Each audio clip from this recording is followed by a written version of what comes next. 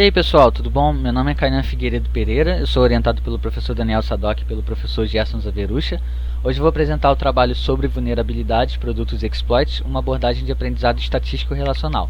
Para isso então vou fazer uma breve introdução, entrar aqui em alguns conhecimentos que vão nos ajudar a compreender melhor o trabalho, vou justificar o porquê de utilizarmos aprendizado estatístico relacional, vou apresentar também a metodologia para poder pré-processar os nossos dados e eu entro agora na seção de experimentos, apresentando os nossos resultados, uma discussão desses resultados, discuto um pouco a respeito de trabalhos futuros e finalmente concluo a apresentação. Então a motivação para esse trabalho é que todo produto ele em algum momento vai apresentar alguma vulnerabilidade e essas vulnerabilidades vão acabar tornando esses produtos sujeitos à exploração. As explorações elas vão ocorrer através de exploits, que são programas ou pedaços de dados que tomam vantagem da vulnerabilidade para concretizar algum ataque cibernético.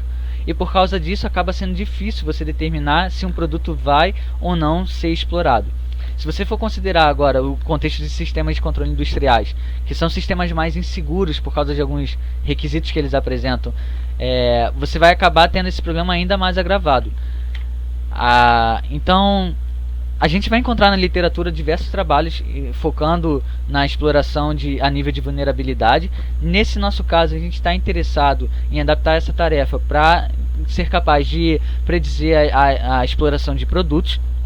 Só que essa adaptação ela não é trivial. Primeiro porque os nossos dados eles são incompletos e além disso, eles também vêm de diversas fontes, o que acaba sendo difícil representar eles usando abordagens mais tradicionais. Dito isso, então, nós temos dois principais objetivos com esse trabalho. O primeiro deles é ser capazes de inferir os relacionamentos entre produtos e exploits a partir dos relacionamentos entre produtos e vulnerabilidades e dos relacionamentos entre vulnerabilidades e exploits. E além disso, a gente quer também entender quais são as regras que estão por trás dessa relação entre produtos e exploits, focando aqui mais especificamente em sistemas de controle industriais. Então, o que é o aprendizado estatístico relacional? É um conjunto de modelos de aprendizado de máquina que tem a habilidade de realizar o aprendizado em domínios complexos, onde você tem objetos heterogêneos e objetos que se relacionam, e onde também predomina a incerteza. Então, a gente nesse trabalho vai estar usando o modelo Relational Dependency Networks, usando o algoritmo de aprendizado RDNBoost. Isso porque na literatura ele é reportado com desempenho e tempo de aprendizado superiores a outros modelos estados da arte em aprendizado estatístico relacional. E você vai estar encontrando uma implementação desse modelo no sistema Boost SRL, e o que você precisa fazer é preparar os seus dados antes para poder eles estarem representados num formato que é baseado em predicados de lógica de primeira ordem. Então a gente vai fazer isso aqui nessa apresentação e acho que vai ficar mais claro.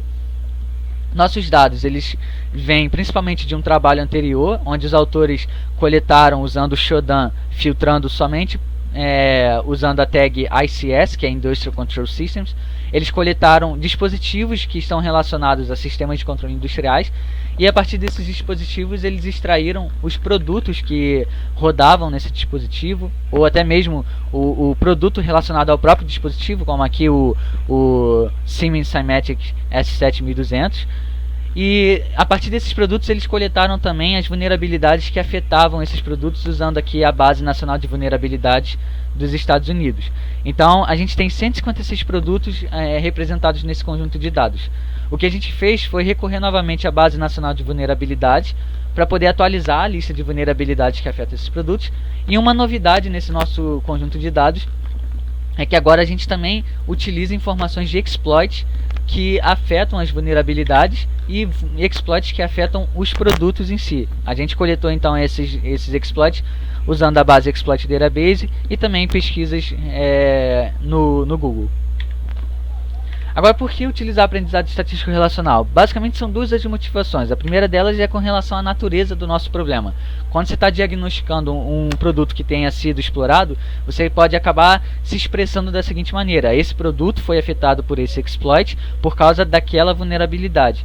Repara só que a gente consegue representar isso aqui no estilo relacional, onde a gente tem aqui nossas três entidades, produto, vulnerabilidade e exploit, e onde a gente consegue estabelecer relacionamentos entre essas entidades. Então, esses relacionamentos a gente pode representar utilizando lógica predicados de lógica de primeira ordem, E nesse caso aqui, a gente usou o predicado produto P tem vulnerabilidade V, vulnerabilidade V tem o exploit E, e produto P tem o exploit E. Além disso, a gente também, usando as nossas bases, consegue aproveitar informações a respeito dos atributos desses objetos aqui. Então, por exemplo, fornecedor do produto ou autor do exploit. Então, nesse sentido, a gente consegue estender, alimentar o nosso modelo com dados adicionais, não somente a partir dos relacionamentos, para poder, de certa forma, estar ajudando o modelo a atingir desempenhos superiores. Só que o que a gente pode adiantar aqui? Esses nossos dados eles são incompletos. Então, frequentemente você vai encontrar aqui exploits que não citam nenhuma vulnerabilidade, o que fica difícil estabelecer esse relacionamento aqui. Isso, de certa forma, acaba quebrando a transitividade que a gente esperaria ter nesse problema. Então, nesse trabalho a gente está interessado em inferir esse relacionamento aqui de cima, utilizando as outras informações dos relacionamentos aqui de baixo e dos atributos. Então, como que a gente preparou o nosso conjunto de dados para poder utilizar no modelo de aprendizado? A gente basicamente mapeou as informações que a gente tinha para predicados de lógica de primeira ordem. Então, a gente tem aqui as nossas três entidades, produto, vulnerabilidade e exploit, e a gente tem os atributos dessas vulnerabilidades, como por exemplo, fornecedor do produto.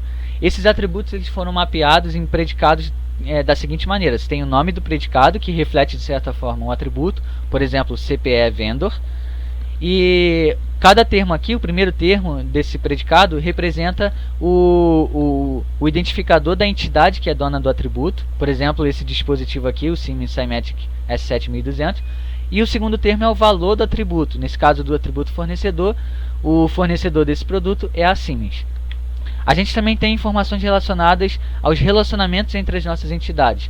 Então esses deram origem foram mapeados a predicados onde a gente tem aqui o nome do predicado, por exemplo, produto tem vulnerabilidade, e cada termo aqui representa o identificador de uma das entidades que fazem parte do relacionamento. Então, por exemplo, esse aqui é o identificador do produto e esse aqui é o identificador da vulnerabilidade. A gente também tem muitas informações úteis presentes em descrições textuais das vulnerabilidades. Para isso, então, a gente usou uma biblioteca chamada RNLP, que é Processamento de Linguagem Natural Relacional.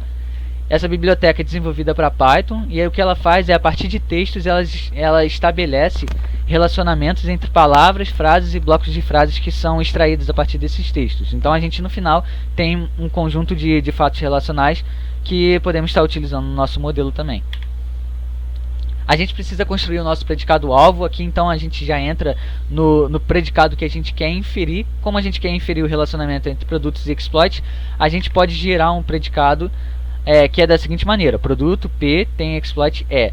Como que a gente gera então um conjunto de exemplos positivos e negativos? A gente pode combinar, fazer todas as combinações de produtos e exploits, e para cada combinação a gente verifica se no nosso conjunto de dados há evidências de que esse produto foi afetado por esse exploit. Se houver, a gente coloca aqui na partição de exemplos positivos. Caso não haja, a gente coloca num conjunto de exemplos negativos. E a gente vai seguindo isso para todas as combinações até o momento que a gente tenha a nossa base, o nosso conjunto de predicados-alvos já completo. E o que a gente pode perceber é que é extremamente desbalanceado. A gente tem cerca de 99% de exemplos negativos e somente 1% de exemplos positivos. Isso nos motiva então a propor um predicado-alvo alternativo, onde agora a gente não mais está preocupado em estabelecer relacionamentos entre um produto e um exploit em específico, mas sim dizer se um produto é afetado por algum exploit. Então a gente tem aqui o predicado product has any exploit. Ele só recebe aqui o produto como argumento. Então, se o produto, no nosso conjunto de dados, houver evidências de que ele foi afetado por algum exploit, isso já é suficiente para a gente adicionar uma instância desse predicado aqui no nosso conjunto de exemplos positivos. Caso contrário, a gente adiciona ele num conjunto de exemplos negativos. E a gente segue fazendo isso para todos os nossos produtos. Isso nos dá uma base menor, com apenas 156 exemplos, mas é menos desbalanceada, cerca de 70% de exemplos negativos e os outros 30% sendo aí exemplos positivos. Como então se deram os nossos experimentos? A gente testou, avaliou o nosso modelo em diversas configurações. Então, em configurações que basicamente exploram essas dimensões, né? A gente pode usar informações sobre os relacionamentos, pode não balancear. Temos 2 predicados alvos aqui para poder estar alternando. Temos informações de dados textuais que podemos usar ou não. E também informações dos nossos atributos das entidades que podemos estar utilizando ou não.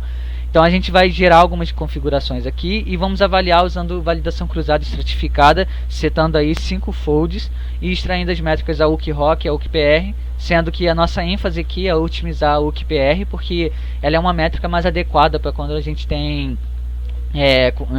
conjuntos de dados bastante desbalanceados. E na nossa melhor configuração a gente também avaliou usando um modelo alternativo da área de programação lógica indutiva, que é uma área onde os modelos são capazes de lidar com o aprendizado relacional, mas não tem essa característica de aprender, de levar as incertezas em consideração. Então, o modelo que a gente usou foi o TILD. Isso vai ficar mais claro aqui nos nossos resultados experimentais. Nessa tabela aqui a gente apresenta então essas 2 primeiras colunas.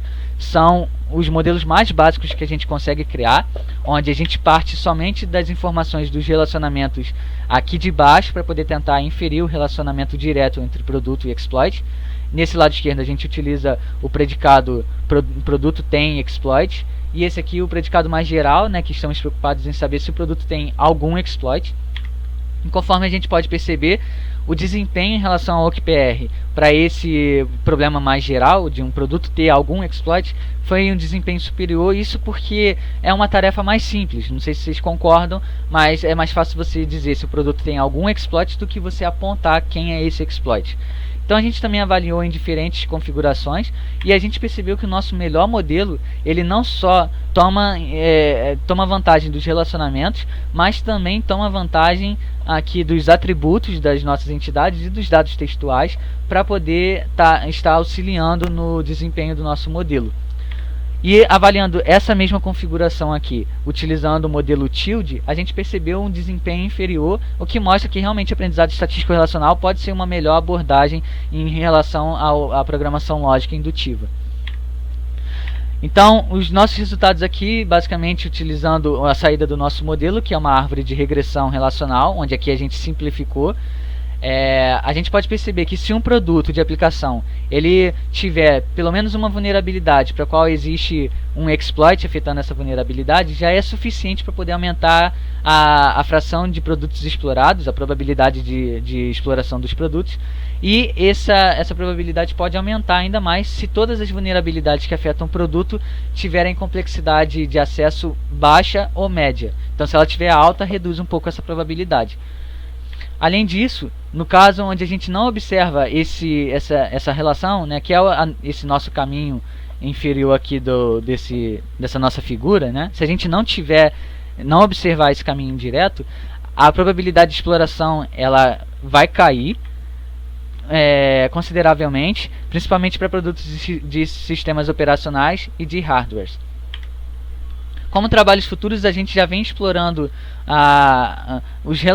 uma análise dos relacionamentos entre as vulnerabilidades. A gente não considerou isso nesse trabalho, mas já percebemos que é possível estabelecer relacionamentos entre vulnerabilidades, por exemplo, utilizando técnicas baseadas mais numa extração manual a partir das descrições das vulnerabilidades, ou até mesmo recorrendo a métodos baseados em distância.